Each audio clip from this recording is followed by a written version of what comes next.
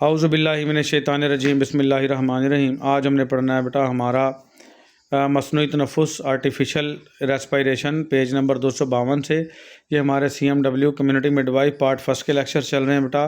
مصنوعی تنفس کیوں دیا جاتا ہے؟ جب بچے کا یا ماں کا یا کسی بھی ایسے شخص کا جس کا سانس جو ہے وہ رک گیا ہو اور ابھی 5 منٹ ہی ہوئے ہوں، اس کو سمجھ لو اس کی ڈیتھ ہو گئی ہے، تو اس کو 2 چیزیں کی جاتی ہیں۔ ایک تو اس کا دل پریس کیا جاتا ہے اور ایک اس کو مصنوعی طور پہ سانس دی جاتی ہے، جس کو ہم کہتے ہیں کارڈیو پلمونری ریسسیٹیشن۔ یہ ٹوٹل سسٹم ہوتا ہے، اس میں اس کا دل اور اس کے سانس کو بحال کرنا۔ تو مصنوعی سانس کیا ہے بیٹا؟ آپ پڑھتے ہیں اس کو باقاعدہ۔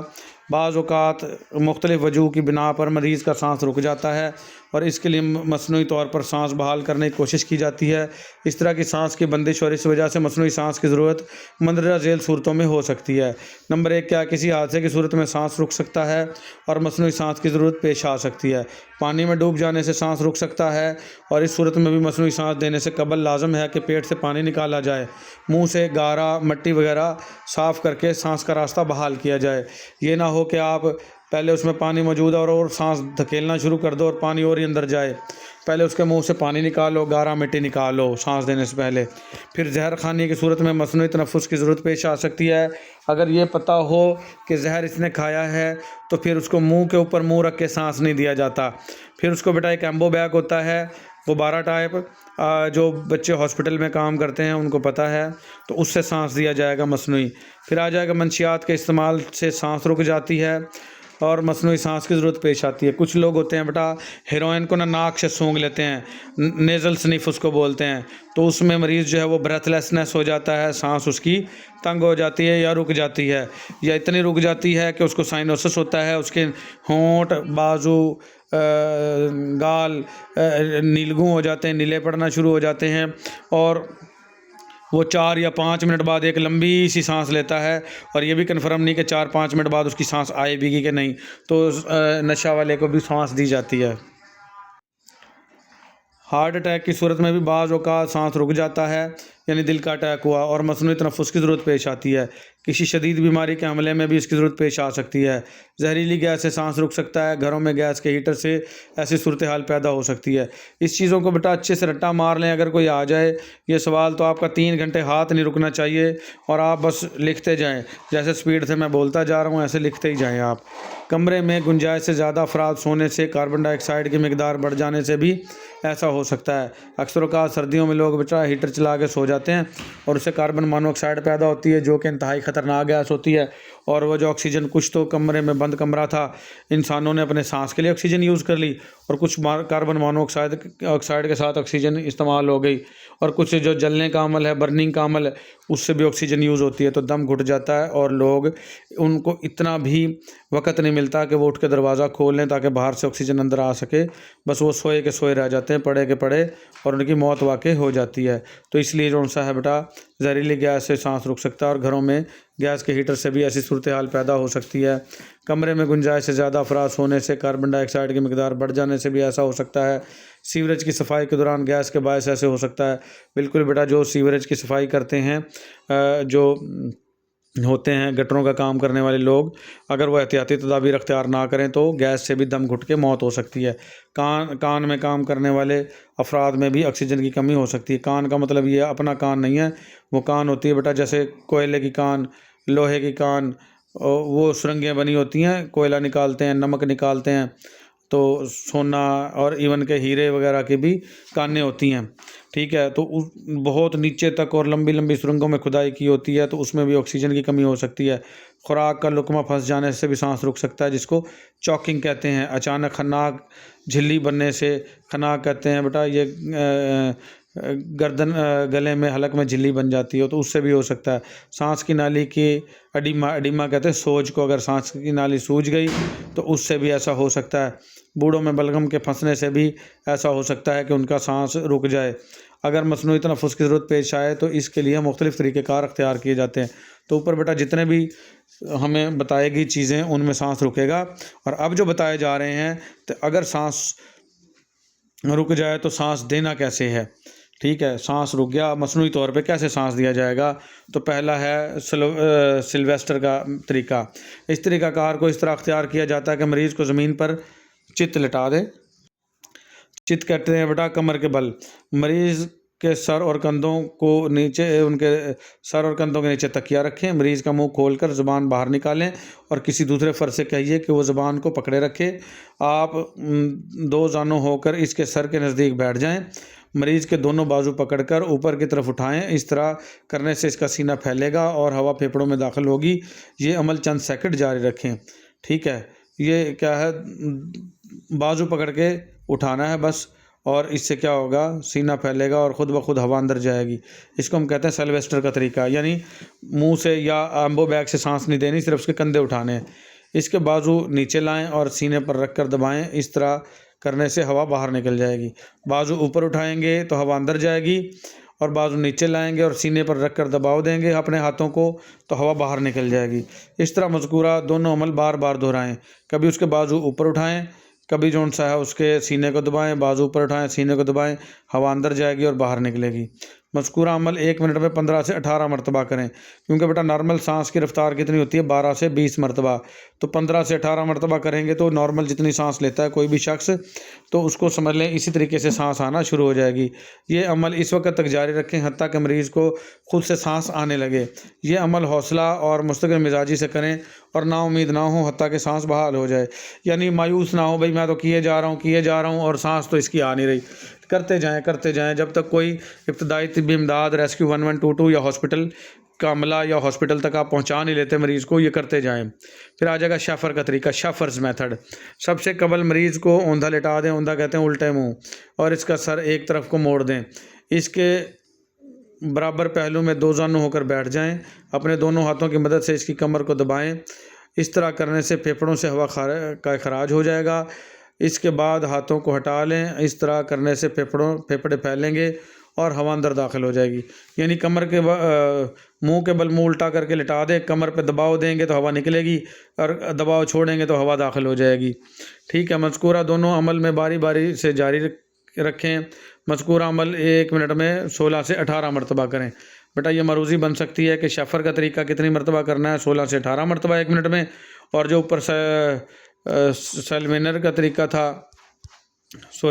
सेल्वेस्टर का तरीका वो 15 से 18 मरतबा 1 मिनट में करना है। ये मरूज़ियाँ बन सकती हैं। इस अमल को हौसला के साथ इस वक्त तक करते रहें जब तक मरीज़ का सांस बहाल ना हो जाए और मायूस ना हो। बेटा ये मेहनत तलब अमाल हैं, और इनमें कुछ लोग मायूस होकर छोड़ देते हैं। जब तक नहीं छोड़ना, जब तक कोई इब्तदाई तिब्बी इमदाद उसे मज़ीद ना मिले। फिर होता है बाई माउथ, मुंह के ज़रिए सांस देना। मसनूई तनफ़ुस का एक तरीका ये है कि अपना मुंह मरीज़ के मुंह से लगा दें। इसके बाद अपना सांस जो है मरीज़ के फेफड़ों में दाखिल करें, यानी मुंह के ज़रिए इसके फेफड़ों में हवा भरें। ये अमल तो सब नहीं देखा होगा, आसान है। माउथ टू माउथ ब्रीथिंग कहते हैं इसको। बेटा जब ये अमल करें तो मरीज़ का सर कदरे अकबी जानिब मोड़ दें और नाक को बंद रखें, यानी आगे की जानिब, अकबी मीन आगे की जानिब, मुंह को मोड़ दें और नाक बंद रखें। ये ना मुंह से सांस दें और नाक से बाहर निकलती रहे। तो यानी कि एक हाथ से नाक को पकड़ के पिंच करना है, यानी नाक को दबाना है, और मुंह के ऊपर मुंह रख के सांस देनी ताकि सीधी सांस उसके फेफड़ों में जाए। खुद एक गहरा सांस लेकर ज़्यादा से ज़्यादा हवा अपने फेफड़ों में भर लें और अपना मुंह मरीज़ के मुंह पर रख कर यह हवा बाहर निकालते हुए इसके फेफड़ों में भर दें। इसके बाद अपना मुंह हटा लें ताकि मरीज़ के फेफड़ों से हवा बाहर निकल जाए।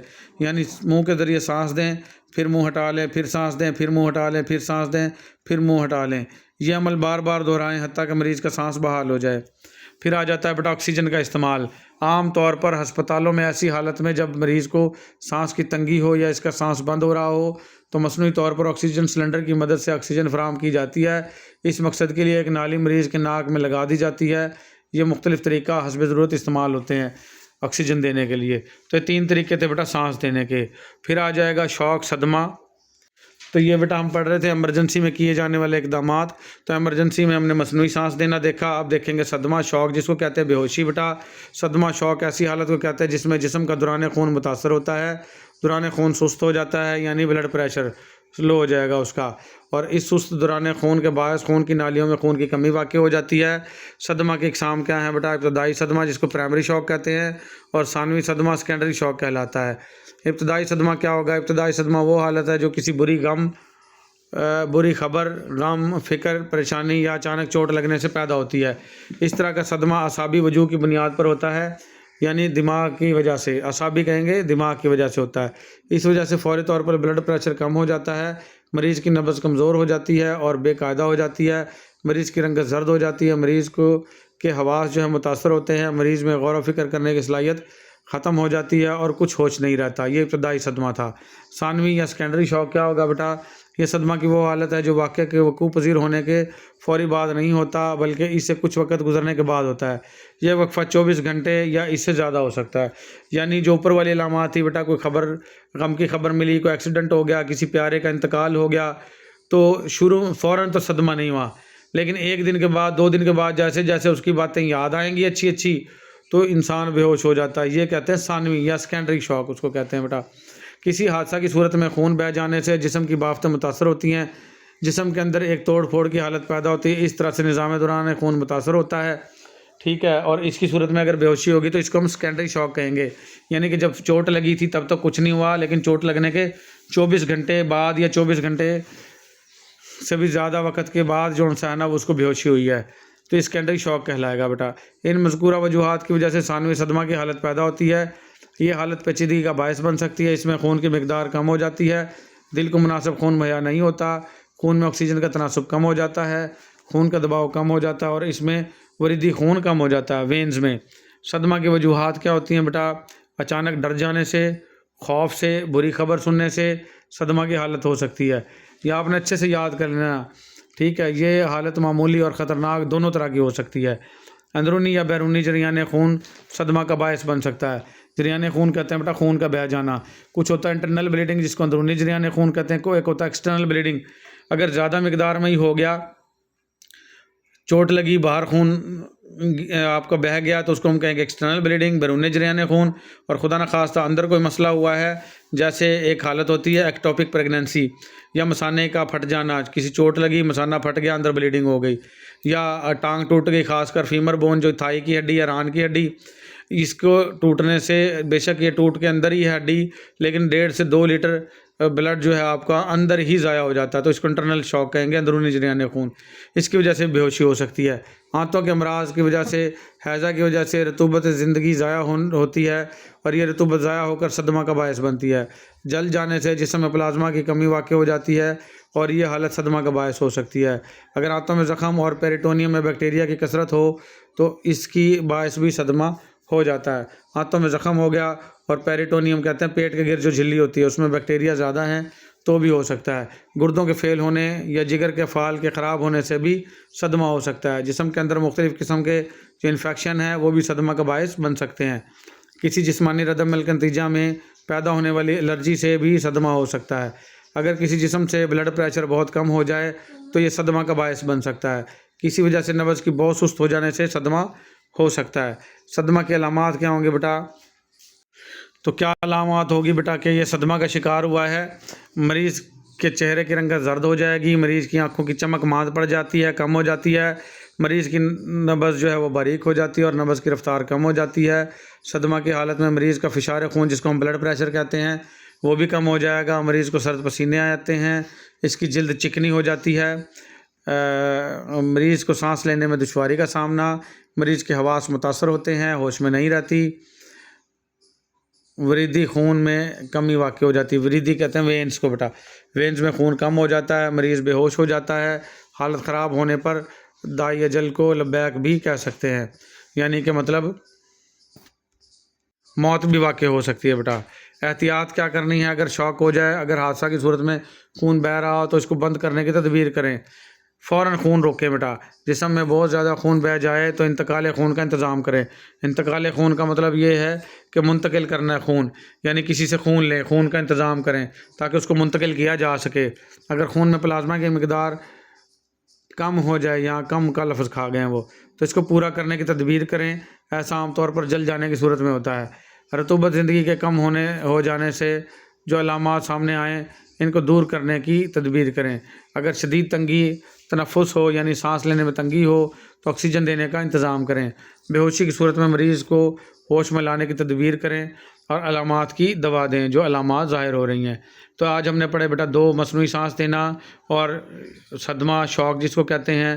تو اگلے لیکچر میں ہم پڑھیں گے جریان خون، خون کا بہہ جانا، تو وہ ہم پڑھیں گے اگلے لیکچر میں. آج کے لیے اتنا ہی. اللہ حافظ.